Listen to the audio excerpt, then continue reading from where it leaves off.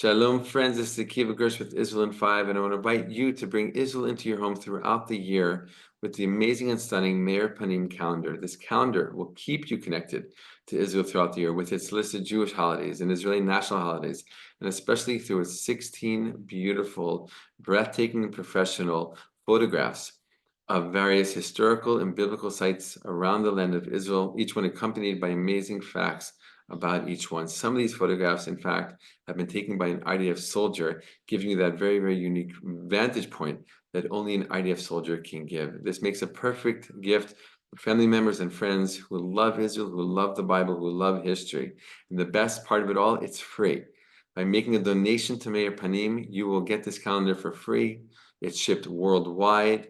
You can give it to family members or friends, keep it for yourself as a way to keep connected to Israel all throughout the year. Just go to israel5.org/calendar or click on the link below to make a donation to Meir Panim and keep Meir Panim doing its amazing, incredible work that it always does and needs to continue to do, specifically for IDF soldiers and for evacuated families deeply affected by this war.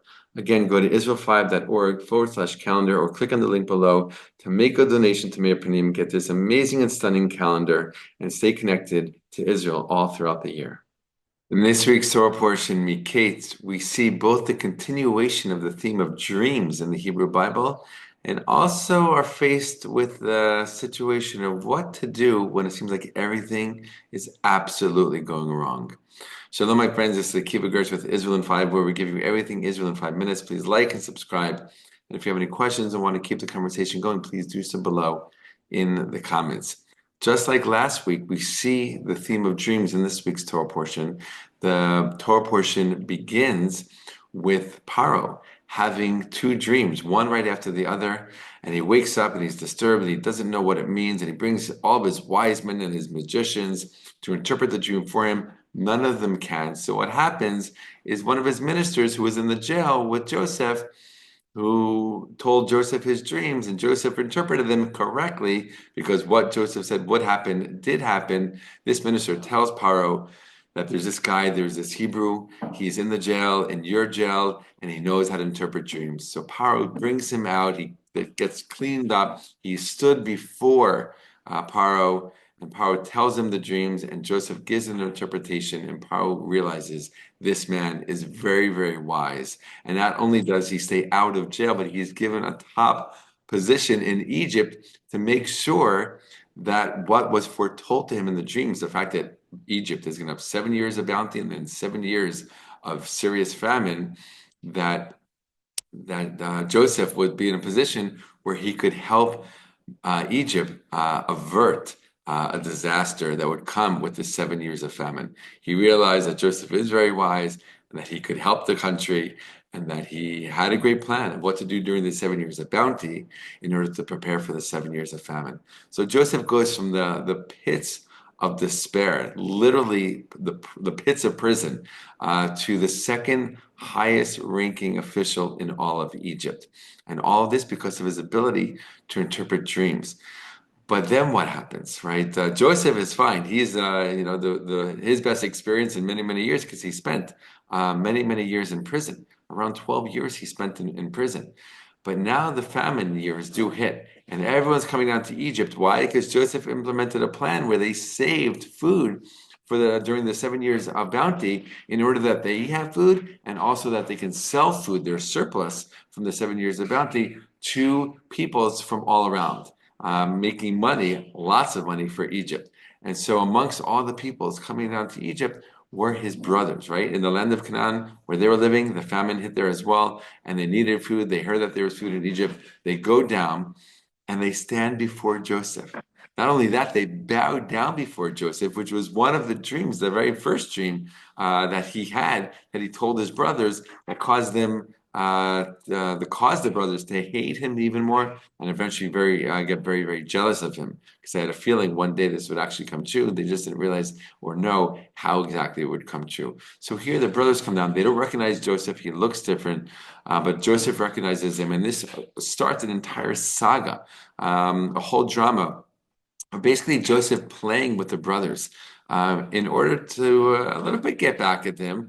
but really kind of, make the situation complicated for them in order to get to its intended end, right? So the whole back and forth, eventually, the brothers are talking about that they have a brother back in the land of Canaan with their father, and Joseph accuses them of being spies. And he says, you're telling me lies. This isn't true. You guys are spies. You came to this land to spy out the land.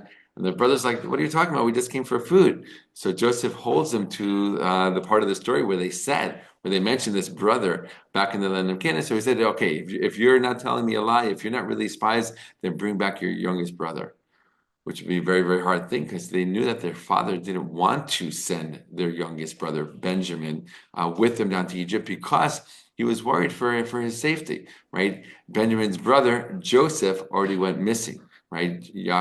Jacob, their father, believed that he was dead. So it's a very, very complicated situation. But Joseph said to them, don't come back here looking for food unless you have your brother with you. Eventually they go back with the food that they got from Egypt, but eventually the food runs out and the famine is still happening. So what happens? They have to go back. And Jacob, their father, sends them or commands them, instructs them to go back to the land of Egypt to get more food. And they say, look, he told us we can't come back without Benjamin.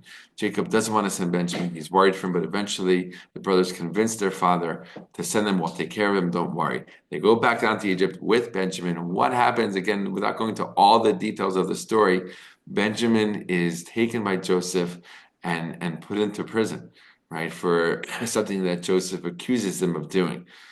So now the brother's like, wait a minute, so we got food, we can go back, we can eat, but we can't go back without our youngest brother. What are we going to do? How can we go back to the land of Canaan, tell our father that you wouldn't believe it, now Benjamin has been taken? This is how the Torah portion ends. It has a better ending in next week's Torah portion. We'll get there, we'll talk about that. But just where we're holding, so to speak, in this week's Torah portion in the story, it ends at a very, very tense moment. With Benjamin having been taken and the son's still in Egypt, trying to figure out what are we going to do? How can we go back to our father and tell him what happened? So at this point in the story, I think we can say this. You know that every week we like to extract spiritual ideas and teachings that could benefit our own lives from the weekly Torah portion. At this point, I think we can say, when there's so many complications, when there's so many questions, right? I'll just say this also. In last week's Torah portion, we had so many questions. Why did Jacob favor Joseph? Why did Jacob give Joseph a special garment of clothing to show his special love for him when he knew that would cause hatred between the brothers and Joseph? Why did Joseph, knowing that his brothers didn't really like him, go and tell them these dreams of them basically bowing down to him? Right? Why even with their hatred, how is it that the brothers had a plan to kill Joseph at first, right? And how could the brothers, right, these holy men, these holy individuals, sell him into slavery? How can they do all these things? How can all these things happen? Combined with what's happening in this week's Torah portion, there's a lot of questions, a lot of complication, a lot of wondering what is going on. And I think the spiritual teaching that we can extract from this week's Torah portion connected to last week's Torah portion is that when things seem to be falling apart completely, when nothing seems to make sense anymore, something's going on, right? This is all happening for a reason, right? There is an intended place that this will take us, right? There's an intended future that's destined to come, that all of these things are happening in order to get us there. All these things are happening for a reason, right? When it gets so bad, so to speak, when it gets so confusing and so just doesn't make any sense, it does make sense, right? We just have to wait a little bit longer until that making sense moment is revealed to us. All the best, my friends, and be well.